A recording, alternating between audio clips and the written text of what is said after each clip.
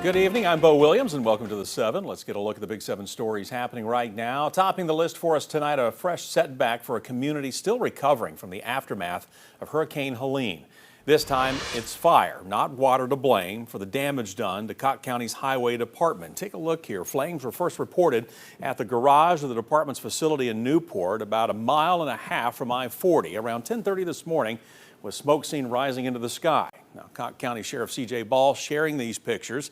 Almost an hour later, an explosion rang out. The building had been evacuated by then, and everyone has been accounted for. Fire investigators still looking into the cause tonight. The building is a total loss, but the impact will likely extend beyond the site. As Cocke County's mayor says, it could lead to setbacks for road projects underway to repair damage done by Helene back in September. It was really just a garage to work on their equipment, tires, a lot of hazardous stuff in there, like propane tanks, oxyacetylene torches, welders, whatnot like that. Obviously a setback until we can assess how much equipment was in there. It's really going to be hard to say how much of a setback that's going to be, but it's like we were saying earlier, it's not what happens to you, it's how you respond to it, and we're going to do like what we've been doing, and we're going to respond in as proactive and positive manner as possible. We're going to make the best out of this. Sheriff Ball also tells us the highway department was damaged during Helene and the county was waiting on aid from FEMA to get it fixed. A Dr. Pepper Keurig plant next door was also evacuated before the blast. That building was undamaged. All right, answers and a big warning from Knoxville firefighters. That's next on our list tonight. It's a follow-up to that house fire we brought you last night happening on Fremont Place in North Knoxville. A woman and a dog managed to get out. The fire department now blaming improper use of extension cords for what happened. KFD sharing more pictures showing charred extension cords and a power strip, which fire crews say connected several appliances, including an air conditioner, 2 refrigerators, a coffee maker, and more, all to a single power outlet. It's a dangerous practice, especially during hot weather when the temperatures keep those cooling devices running for long periods. Don't want to do is ever plug a power strip into an extension cord and then go into a single outlet with multiple devices. But when you talk about using things that use a lot more electricity, like a window unit air conditioner, for example, those can create a lot of heat and then cause a fire. In this case, the fire department adds that the extension cords were buried under clothes and trash, which likely contributed to yesterday's fire. We have an update now on a wreck that caused big backups earlier today. At one point, the northbound lanes of I-81 were closed in Jefferson County because of the crash. The video you're looking at here behind me comes from a TDOT SmartWay camera, which we recorded during that closure. Since then, we've learned from Dandridge's fire chief that 7 people were taken to the hospital by ambulance. TDOT also telling us that a Lifestar helicopter was sent to the scene. We don't know the cause of the crash just yet, only that several vehicles were involved and that the first reports came in around 3:20 today. Now, traffic was rerouted down I-40 East for a time. I-81 reopened just before 4:30. All right, a big update today on a deadly accident at an East Tennessee mine. It happened last week at the Near Star Young Mine near Strawberry Plains. Today, 6 on Your Side obtained a preliminary accident report from the Mine Health and Safety Administration.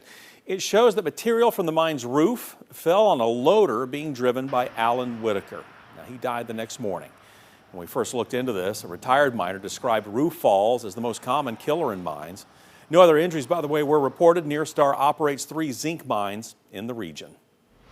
And another update for you tonight. Next on our list this time, this is a silver alert that we're updating you on. The Tennessee Bureau of Investigation is confirming the man at the center of that alert has been found dead.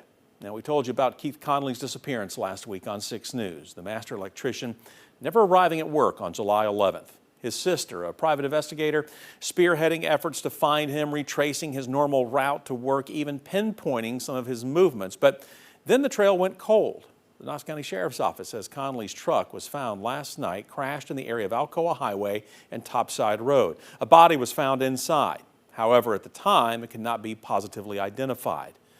One of your lawmakers getting involved in a big national controversy. Tennessee Congressman Tim Burchett announcing the House Oversight Committee has approved his motion to subpoena Ghislaine Maxwell for a deposition. Now, Maxwell is serving time for her role in Jeffrey Epstein's sex trafficking operation. Burchett says her testimony could expose how Epstein operated for years and who may have helped cover it up. Now, he called the move a critical step toward transparency and justice for the victims. The longer we go on with this, the more it gives the idea that something is amiss here. And you got to realize the Democrats had 4 years to do something about it. Now they're bringing it up. And why are they bringing it up?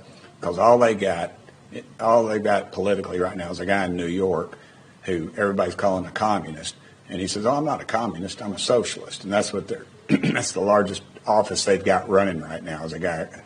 And so they need a diversion. And I just wish they'd have been at the table 4 years ago. Meanwhile, Republicans leading the House Rules Committee halted a meeting after Democrats announced plans to force a vote on a bill calling for the release of the Epstein files. The panel is not expected to reconvene until after the August recess.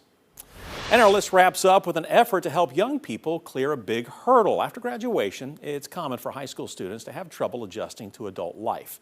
And it can be even more challenging for foster children. You know, when these kids age out of foster care, they are statistically more vulnerable to homelessness, unemployment, addiction, and incarceration. Today, youth villages and the Department of Child Services put on a graduation event to celebrate foster kids who recently finished high school or a post-secondary program. These teens were also provided with resources to help ease the transition. Now, one is Youth Village's Life Set program, which pairs them with mentors.